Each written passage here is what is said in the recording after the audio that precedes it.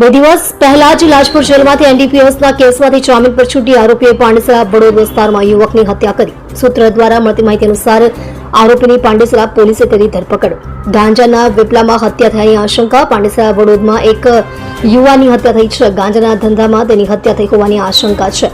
વડોદરા આવાસમાં રહેતા 32 વર્ષીય સંદીપ ઉર્ફે તીસરી રાકેશસિંહ રાજપૂત મજૂરી કામ કરે છે. બુધવારે તે પોલી ટોકીસ પાસેથી પસાર થતો હતો ત્યારે અવધેશ સહાની રહે પાંડેસરા. તેણે પંતરો સાથે ધસી આવી સંદીપને હાથ અને પીઠના ભાગે ચપ્પુ મારી ભાગી છૂટ્યા હતા. પોલીસ દ્વારા ઇજાગ્રસ્તને સારવાર માટે હોસ્પિટલમાં ખસેડવામાં આવતા તેનું સારવાર દરમિયાન મોત નીપજ્યું હતું. પોલીસે સંદીપના મૃતદેહને પીએમ કરવા અર્થે નવી સિવિલ હોસ્પિટલમાં ખસેડ્યો હતો. આવતીકાલે શુક્રવારે સવારે પીએમ કરાશે. અત્રે ઉલ્લેખનીય છે કે આરોપી અવધેશ સામે પોલીસે એનડીપીએસ હેઠળ ગુનો દાખલ કર્યો હતો. હાલમાં તે જામીન પર છૂટીને આવ્યો હતો અને હત્યા કરી નાખી હતી.